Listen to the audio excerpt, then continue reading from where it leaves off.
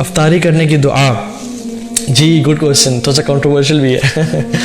सारी ज़िंदगी हम एक दुआ पढ़ते रहे, अल्लामा लका सुनतु अभी कामन तु वाला रिज़्क़ अफ्तर तू, ठीक है। आई एम सॉरी अगर मैं भूल रहा हूँ तो, क्योंकि बहुत पहले हम हमेशा ये दुआ पढ़ते थे, लेकिन बाद में पता चला कि ये दुआ ज़ईफ़ है, ये दुआ ऑथेंटिक नहीं है। तो ऑथेंटिक दुआ क्या है जो कि अल्लाह के पढ़ा करते थे, वो ये है ज़हब ज़मअ वब्तलत अल-उरूक़ व सबत अल-अज्र इंशाअल्लाह। ज़हब ज़मअ, प्यास बुझ गई, वब्तलत अल-उरूक़ और रगें तर हो गई, व सबत अल-अज्र इंशाअल्लाह, और हमें अज्र भी मिल गया इंशाअल्लाह। दिस इज़ द ऑथेंटिक दुआ ऑफ अफ्तारी। और ये कब पढ़नी चाहिए? ये अफ्तारी से पहले, जब तो अभी तो प्यास बुझी नहीं, अभी तो रगें तारी नहीं। ये जो दुआ है ये अफ्तारी के बाद पढ़नी चाहिए, ठीक है। अफ्तारी के बाद जब हम पी लें, जब हम कुछ थोड़ा सा खा लें, तो उसके बाद पढ़नी चाहिए इंशाअल्लाह ताला। ये अल्लाह के नबी सल्लल्लाहु अलैहि वसल्लम पढ़ा करते थे। इस तरह से सहरी की भी जो दुआ है वह बिस्सौम गदन नवैतु मिन शहर रमज़ान, ये भी ऑथेंटिक नहीं है, ये भी ऑथेंटिक नहीं है। सहरी के लिए दुआ नहीं है कोई, दिल में इरादा करना कि मैं फ़र्ज़ रोज़ा रख रहा हूँ, इट्स इंपॉर्टेंट, क्योंकि फ़र्ज़ के लिए नीयत करना सहरी से पहले, मतलब फजर के टाइम दाखिल होने से पहले इंपॉर्टेंट है।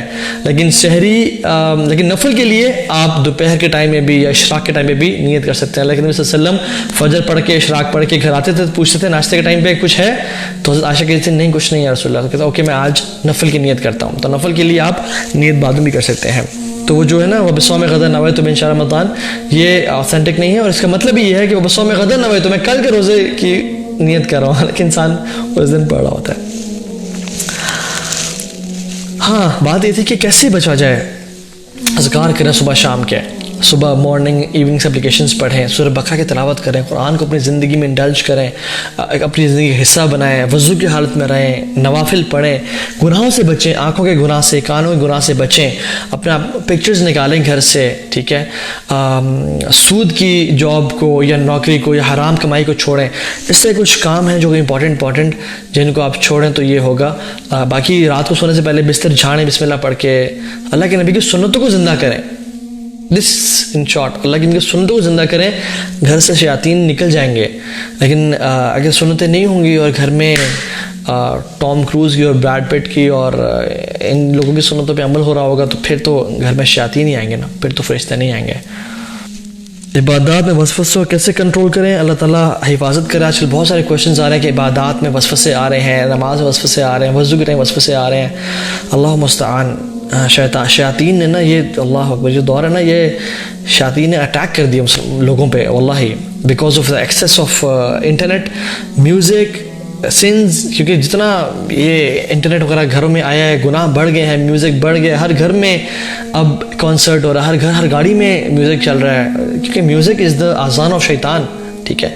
तो इससे बचना चाहिए हमें। तो इस वजह से ना फिर घर में मतलब खुराफात टीवी चैनल हर घर में है, तो क्यों ना फिर शयातीन अटैक करें और लोगों की ज़िंदगी को डिस्टर्ब करें। नमाज़ों में वसवसे क्यों ना आए, वज़ू में वसवसे क्यों ना आए, हमारी ज़िंदगी परेशानियों से क्यों ना घिर जाए जब हमने इन फितनों को अपने घर में रखा हुआ है। आई एम नॉट सेइंग कि मोबाइल हराम है, टीवी हराम है, उस पर न्यूज़ देख सकते हैं, कुछ ज़रूरी चीज़ देख सकते हैं, लेकिन हर वक्त ही चल रहा है, उसमें म्यूज़िक चल रहा है और घर में बेबरकती।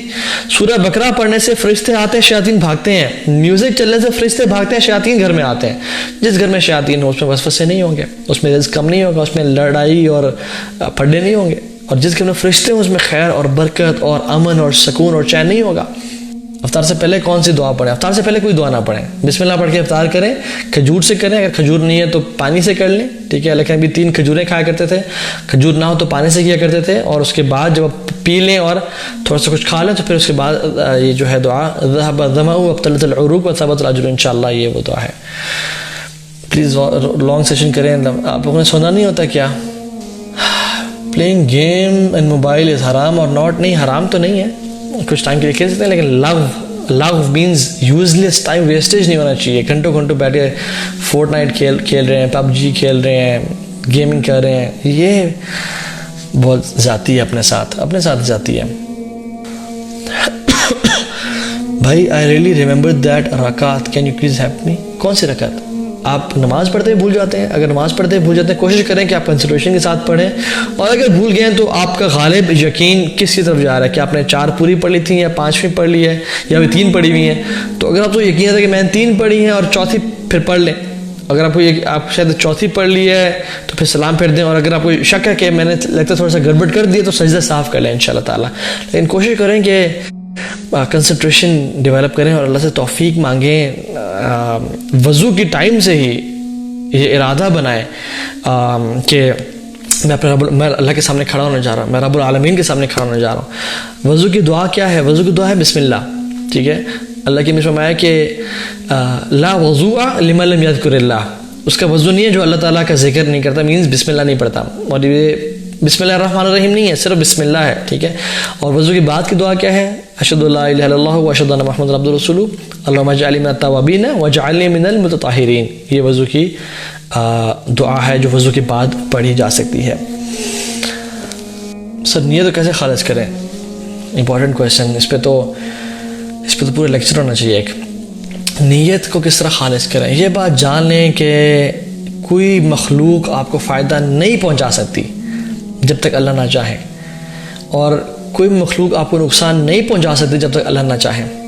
तो जब भी आपको शैतान आगे वसवसा देना कि फ़लाँ शख्सों में देख रहा है, उसको खुश करो, उसके अच्छा इंप्रेशन बिल्डअप करो, तो कहेंगे ये जब मैं मुश्किल में हूँ ना तो ये चाहे भी तो मुझे फ़ायदा नहीं पहुँचा सकते, ये किसी काम के नहीं है, ये मुझे फ़ायदा नहीं पहुँचा सकते, मैं रब मुझे फ़ायदा पहुँचाएगा। दुनिया तो शायद वो फ़ायदा पहुँचा दें, वो भी अल्लाह के हुक्म से होता है सिर्फ, लेकिन आखिरत में जब मेरी कब्र 6 फीट अंदर होगी, जब मैं रब के सामने खड़ा होऊंगा और अकेला खड़ा होऊंगा, और कैसे खड़ा होऊंगा? हुफ़ातन औरातन गुरला, नंगे पाँव, नंगा जिस्म और अनसर्कमसाइज्ड खड़ा होऊंगा। तो ये लोग नफ्सी का आलम होगा और ये मुझे धक्के दे के दूर जाएंगे।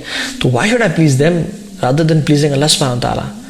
क्योंकि क़ल्ब मन तुराई बियदि मन आसैत, जिसके दिल को तुम प्लीज करना चाह रहे हो उसका दिल उसके हाथ में जिसको नाफरमानी करो जिसकी।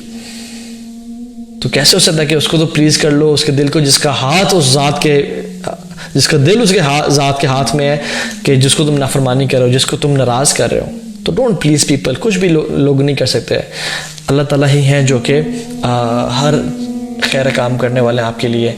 वो जो दुआ है ना कि अब्दुल्लाह बिन उमर के बारे में फरमाया था ना कि इहफ़ज़िल्लाह यहफ़ज़, अल्लाह की हिफाजत करो, शरीयत की, दीन पे चलो, अल्लाह तुम्हारी हिफाजत करेंगे। इहफ़ज़िल्लाह तजिदु तुजाहक, तुम अल्लाह ताला के दीन पे चलो, अल्लाह ताला को हमेशा सामने पाओगे।